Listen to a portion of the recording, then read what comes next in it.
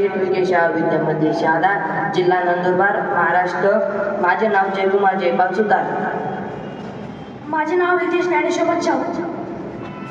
माझे नाव साईश चव्हाण। माझे नाव लोकेश पोंडुगे।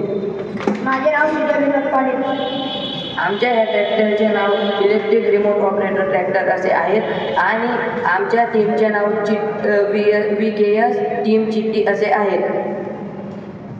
आमचा हा ट्रॅक्टर टाकाऊ वस्तूपासून टिकाऊ वस्तूने बनलेला आहे आणि आमच्या या प्रोजेक्टला आमच्या वडिलांनी प्रेरणा दिली, कारण ते ट्रॅक्टर कंपनीत कामाला आहेत। माझे वडील शेतकरी आहेत। माझ्या वडिलांना शेती करताना जो त्रास होतो ते बघून नवीन तंत्रज्ञान विकसित झाले तर खूप मदत होईल।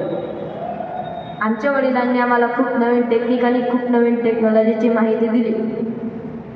त्यांची ती प्रेरणा आणि त्यांच्या माहितीच्या आधारावर आम्ही ह्या बॅटरीच्या इलेक्ट्रिक ट्रॅक्टर बनवायचा आणि ह्या प्रोजेक्टच्या माध्यमातून आम्ही प्रयत्न केला आहे।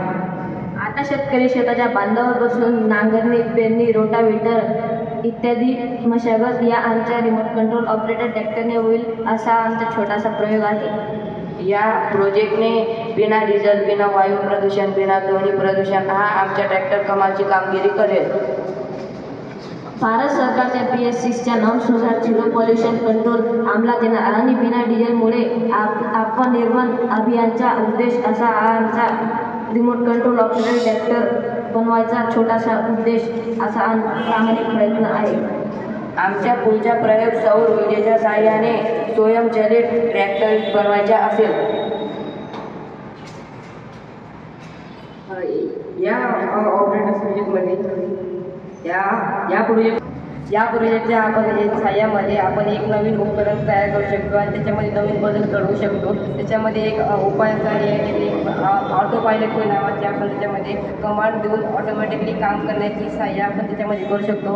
हा आमचा प्रोजेक्ट आहे तो फक्त आता इलेक्ट्रिक रिमोट कंट्रोल ऑपरेटर आहे, तर पण त्याच्यामध्ये बदल करून ऑटो पायलटची डिव्हाइस लावून त्याला आपण नवीन प्रकारे बदल करू शकतो।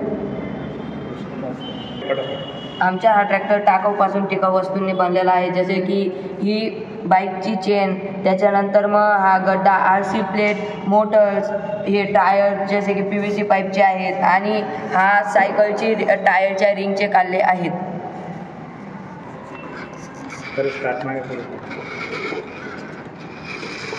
त्यांना पण घ्या।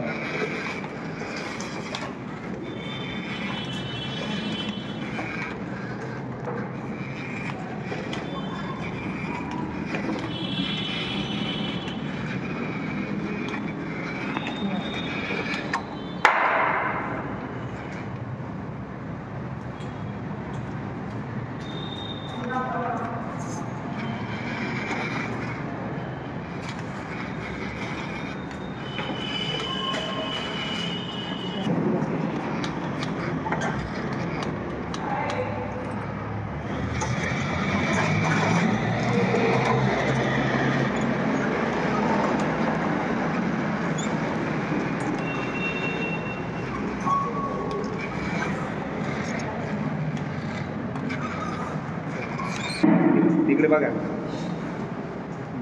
अशा प्रकारे आमच्या हे ट्रॅक्टर वर्क करतात। धन्यवाद।